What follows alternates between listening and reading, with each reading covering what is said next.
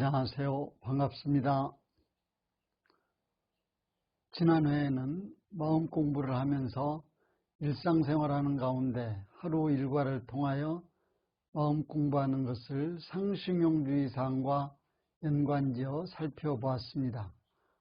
오늘은 에브리데이, 날마다 일과 속에서 하는 마음을 공부한 내용을 저녁이면 뒤돌아보고 반성하며 기대하는 상시일기에 대하여 말씀드리겠습니다. 저는 평소 마음을 공부하고 있는가 하고 있지 않는가 하는 기준을 상시일기를 기재하고 있으면 마음 공부를 제대로 하고 있다고 생각하고, 마음 공부는 하고 있으나 상시일기를 기재하지 않고 있으면 마음 공부를 대강하고 있다고 말합니다. 왜냐하면 실제로 기재하는 것과 하지 않는 것은 단순한 차이가 아니라 학교 공부에서 복습을 하는 것이나 바둑에서 복기하는 것처럼 중요하기 때문이며, 나중에 기록을 통하여 일정 기간 마음 공부한 내용을 분석할 수도 있기 때문입니다. 한 달에 한 번씩 지난달의 마음 공부를 기록한 상시일기 기록물을 교화단에서 제출하라 하면, 심한 경우에는 상시일기를 날마다 기재하지 않고 제출하기 전날 지난 한 달 동안 전부를 기록하는 일도 있었습니다.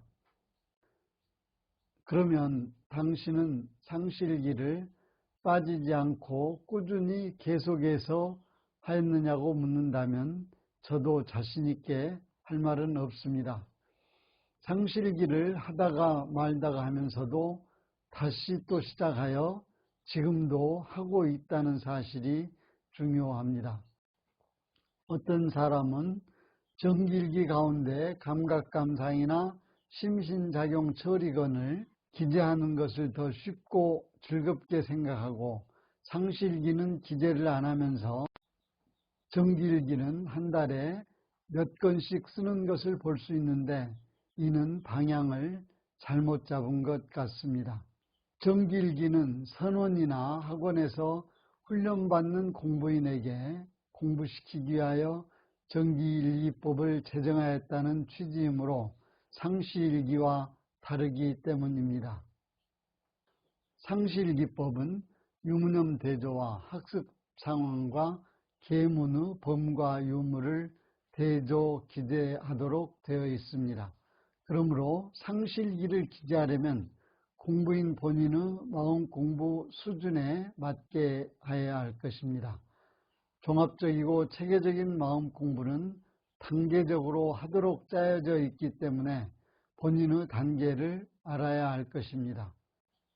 마음 공부 단계에 대하여 아직 설명할 기회를 갖지 못하였습니다마는, 마음 공부 단계는 6단계가 있고 이를 다시 3급 3위로 나눌 수 있는데, 여기에 관한 설명은 다음 순서에 따라 할 예정입니다.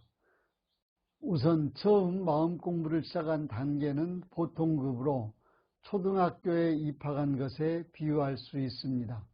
이제 보통급 과정에서 하는 유무념 대조 공부에 대하여 살펴보겠습니다.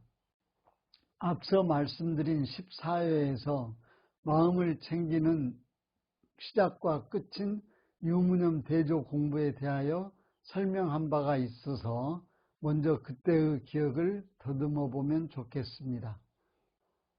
새 이름을 받고 계문을 쓰게 하여 마음 공부를 시작한 사람은 무엇보다 먼저 마음 공부 가장 핵심인 유무념 대조 공부를 시작해야 할 것입니다. 유념과 무념의 개념은 하자는 조목과 말자는 조목에 대한 취사하는 주의심을 가지고 한 것은 유념이라 하고, 취사하는 주의심이 없이 한 것은 무념이라 하는데, 상시일기에는 일상생활에서 유념으로 처리한 것과 무념으로 처리한 번수를 조사 기재하는 것입니다. 그러나 처음으로 상시일기를 기재하는 사람은 생활하는 가운데 모든 일에 대하여 유념과 무념을 조사하여 기재하지는 않습니다. 우선 하자는 조목과 말자는 조목 한 가지씩을 정하고 생활하는 가운데 그 조목에 대한 경계를 만나면 취사하는 주의심을 가지고 했는가 가지지 않고 했는가를 조사하면 됩니다.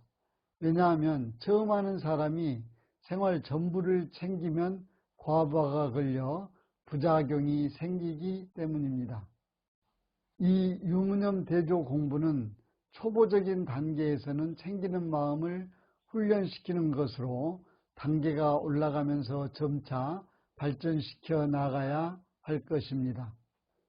유무념 대조 공부는 이렇게 취사하는 주의심을 가지고 하는 것이 중요한데 처음에는 유념이란 경계를 당하여 마음이 작동하는 과정을 점검하여 마음을 챙겼으면 유념이고 점검하지 않고 방심하였으면 무념입니다. 그러므로 처음 이 공부를 하는 사람에게는 일이 잘 되었든지 잘못되었든지 취사하는 주의심을 놓고 안 놓은 것으로 번수를 계산하나 공부가 깊어가면 일이 잘되고 잘못된 것으로 번수를 계산한다 하였습니다. 여기에서 취사하는 주의심이란 잊어버리지 않고 마음을 챙겨 정의를 선택하고 버리는 마음을 의미합니다. 또 이 공부에서는 하자는 조목과 말자는 조목을 정하는 것도 매우 중요한데 이는 마음 공부를 시작하는 각자의 수준에 따라 스스로 정하여야 하기 때문입니다. 청소년과 성인에 따라 정하는 내용이 달라질 수 있으며 조목의 개수도 달라질 수 있기 때문입니다. 이렇게 유무념 대조 공부는 하자는 조목과 말자는 조목을 정하는 데에서부터 시작되는데 제 생각에 처음 시작하는 사람은 하자는 조목은 일상수행의 요법 가운데 원망생활을 감사생활로 돌리자로 정하고 말자는 조목은 일상생활하는 가운데 나쁜 습관 한 가지를 지정하여 고칠 수 있으면 좋을 것입니다. 상실기 두 번째 항목은 학습 상황입니다.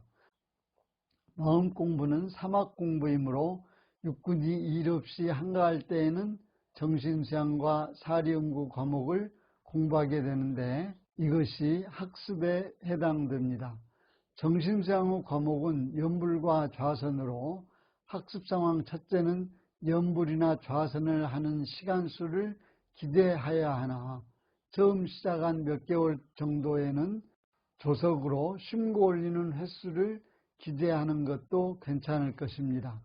크게 보면 기도를 하는 것도 정신수양에 포함될 수 있기 때문입니다. 또 이론상 서원문을 외우거나 소원성 줄리한 주문인 영주를 7회 정도 외운 횟수를 기재하는 것도 좋습니다. 그리고 사리연구 과목인 경전은 정전 총서편과 수행편 8장 참회문, 9장 심고와 기도, 10장 불공하는 법을 봉독한 시간을 기재하면 좋을 것입니다. 처음 시작하는 입장에서 이렇게 마음 공부 기초를 학습하기 시작하여 본인의 생각이나 지도인의 의견을 참고하여 3개월이나 6개월 단위로 학습 상황의 과목을 조정해 가면 될 것입니다. 상시일기 세 번째 항목은 계문의 범과 유무를 기재하는 것입니다.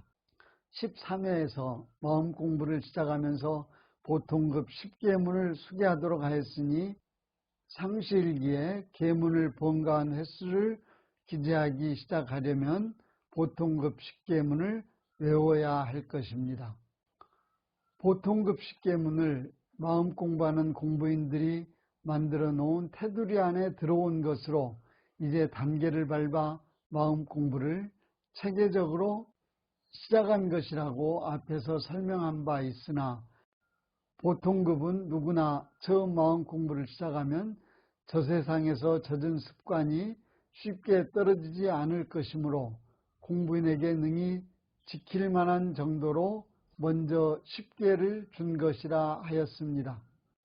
이 계문을 실천하면 공부인의 생활에 변화가 일어날 것이며 일기 기재는 보통급 10계문을 범계한 번수를 한자로 발을 정자로 표시하여 횟수를 기재합니다.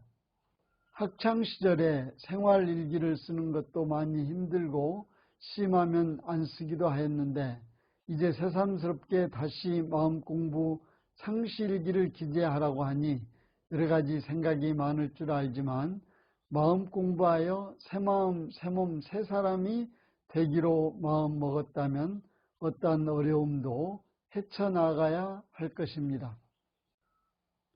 마음공부를 시작하여 상시일기를 기재하기 시작하였다면 많이 축하받을 일입니다.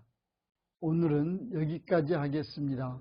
마음공부 잘하여서 새 세상의 주인 됩시다. 감사합니다.